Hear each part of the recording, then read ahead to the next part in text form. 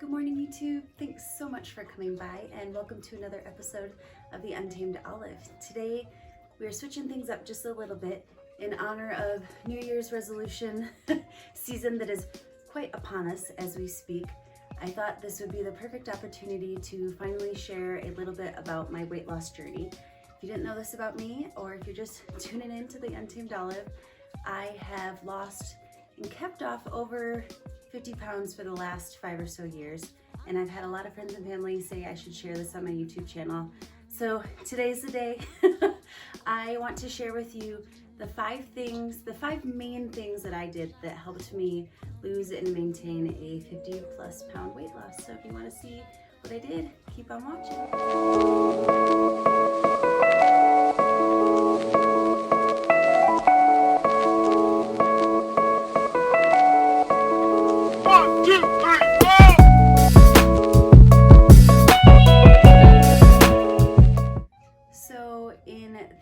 Wanting to share this journey with the interweb and you guys, I have a couple obvious hesitations, at least obvious to me.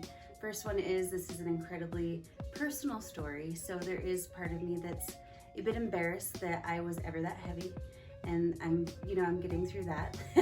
And my second hesitation, which once I really thought about it, made me want to share this story even more, is newsflash, I'm not perfect. If you don't know me, I'm sorry to disappoint you. You can, change the channel if you're thinking you're gonna get a perfect story of how I went from, 230 pounds to 160 pounds like that, no problem. Not how it went. I am so not perfect, and anyone that knows me knows that most things in my life I do not do perfectly.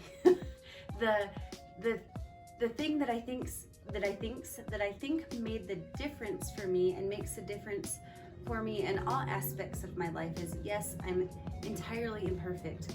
However, I have good intentions and I keep going. So if there's anything that I can share with you is this journey that you're about to take, whether it be weight loss, fitness, religious,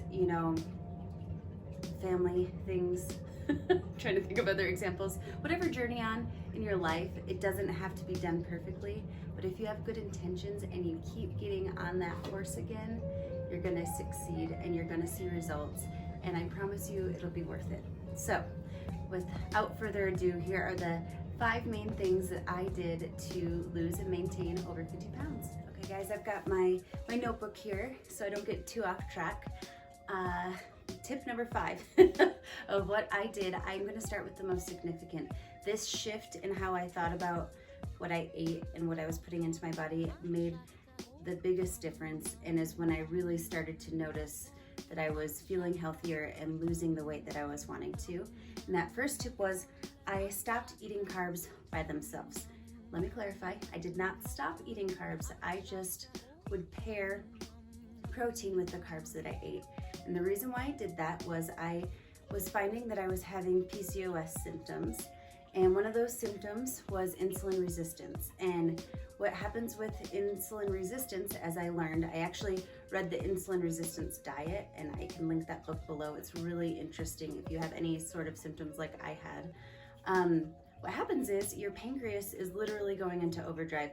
You're having spikes every time you eat a heavy carb meal, which, hello vegan, it was really easy for me to do and not really even think about it. You spike your insulin levels, and your insulin levels are a growth hormone. So if you're just constantly spiking, not only are you probably gaining weight, but you are trashing your pancreas, essentially. I mean, that sounds a little harsh, but I was not giving my pancreas a chance to really calm down at all. So, for example, it would be very common for me to have, maybe toast and a banana and some fruit for breakfast, and that, that's it. So I would spike my insulin levels, and then they'd kind of crash down, and throughout the day I'm doing this, so I'm not really even the whole time. But by adding protein in with those carbs, I was able to even out my blood sugars, and that's when I really started to notice that the weight was coming off. And mind you, I am not pre-diabetic necessarily. I wasn't at this point, but I was on a road to be that way. I as of now, I don't have any symptoms at all now that I've lost the weight. But, so for example, I digress.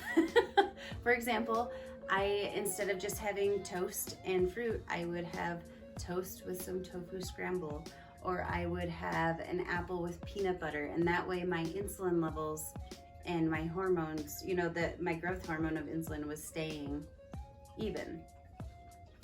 So that is when I really shifted and started to notice that weight was coming off and things were making better sense with my body. The second thing that I did once I started losing weight this way, I actually have always been pretty active, and even at my heaviest, I was going to the gym at least twice a week and doing aerobics classes to no avail. And I noticed that once I started eating with more protein and had things, you know, an even amount of protein and carbs, I started doing weight training, and that shifted everything for me. Lifting heavy weights, I really started to see a change in my body.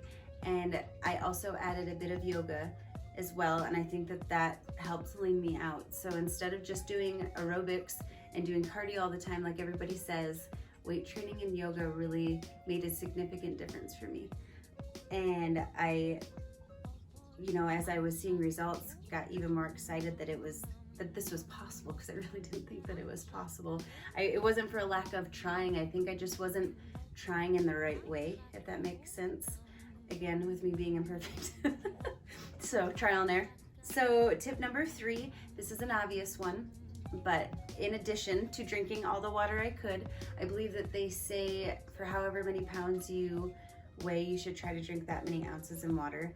I also would make sure to take my vitamins. I have a multivitamin it's a powder that I add to protein shakes. I'll link below everything that I use. I don't think the brands necessarily matter, but these are brands that I really like. So the multivitamin powder I use is Arbonne, as well as the vegan protein powder that's my favorite is Arbonne as well.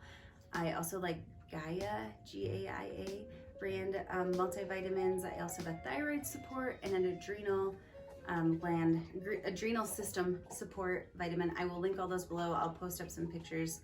I am pretty religious about trying to take those vitamins and drinking water every day. Along with that, I also will take a shot of apple cider vinegar or fire cider in the morning. I have a really good recipe for fire cider. I'll link that below as well. I think it helps kickstart my metabolism for the day, and it's quite invigorating. At first it's a little funky, but you get used to it, and I learned to absolutely love it. So every day I take a shot of apple cider vinegar, take my multivitamins, and I try as hard as I can to drink as much water throughout the day. Helps keep you a little bit fuller feeling as well.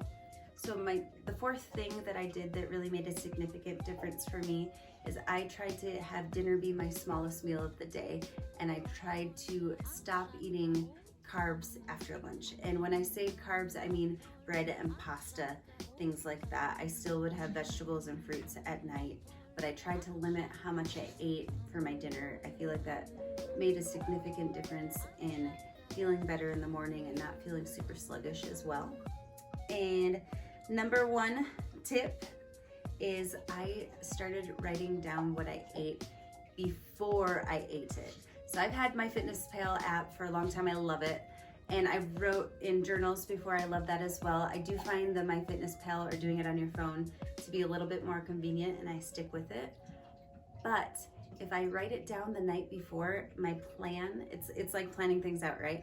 If I plan out what I'm gonna eat the night before, I will be much, much more likely to stick to it that next day instead of being willy-nilly about everything. It's kind of like meal prepping.